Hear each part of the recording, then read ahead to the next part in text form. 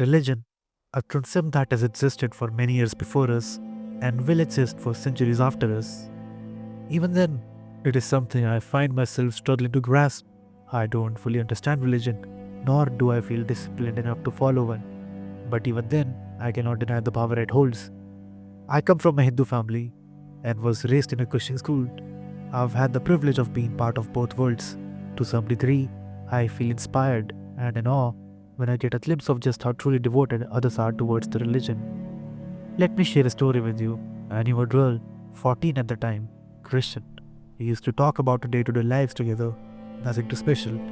But I remember myself feeling a sense of joy and admiration once she talked about just how excited she was to go to church on early in the morning on Christmas.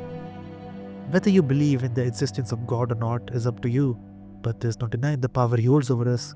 For a person at his darkest and lowest, a God can act as a source of light, illuminating his room filled with loneliness.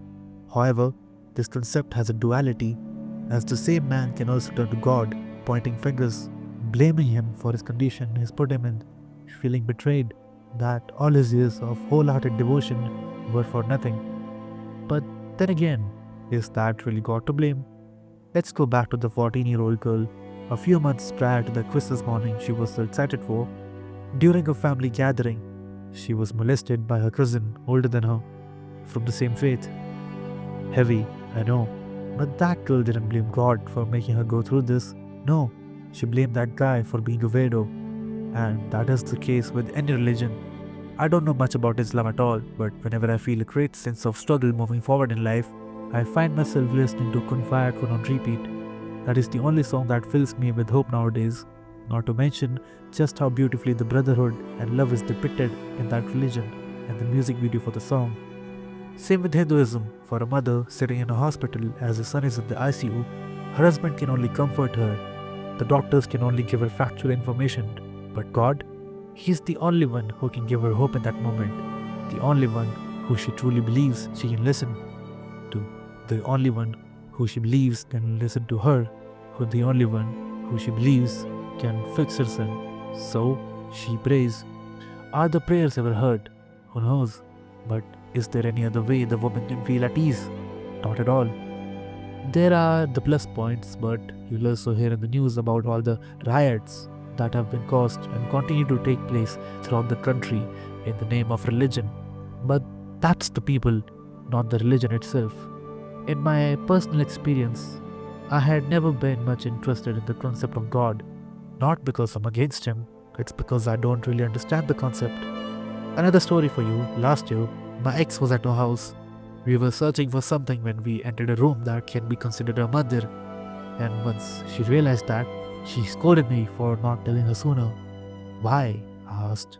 She told me how women are not allowed in a mandir during their periods. I was baffled.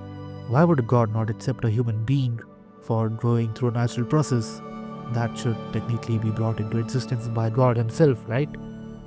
That was my thing at the time, but during my research for this video, I find out that it's because menstruation is viewed as a time of rest and isolation. This tradition is seen as a way to protect women from burdens of religious duties during a physically taxing time.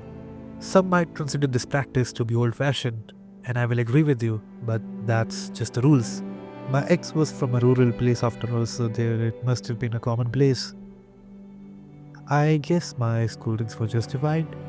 Anyways, the point of this video is not for me to contradict God or anyone who is strictly devoted to religion, nor is it my point to draw you into a religion. My point is actually non-existent. This video was not made to get a point across the table. It was in fact because many people just like me struggle with understanding religion.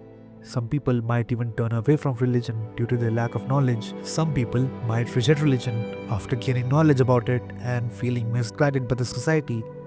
Let me read out a quote for you. When all reason fails, the devil helps, by Fyodor Dostoevsky, Crime and Punishment. This quote can feel rather edgy to you. At times, I too believe that, but I still manage to find a deeper meaning to it. This quote can apply to many situations in life. For example, a teen lighting his first cigarette, knowing very well that it's bad for him. knowing very well he has no reason to, but he still lights it up. It can be argued that there is a irresistible, unknown force behind this thought, a self-destructive force, and this force can come at anybody at any time, no matter how bright your day goes, or no matter how dark your nights feel. And when you struggle between this day and night cycle, your logical prowess can help you through it. But for someone who feels weak, strained, alone, a hope, even if that hope is possibly false, a hope that someone above is watching over him, making sure that he's alright, that force itself can guide him through it. And as long as this force, whether it be real or not, as long as it exists, there will always be people saved. There will always be people betrayed by this force. And there will always be people who will learn to walk on their own without this force.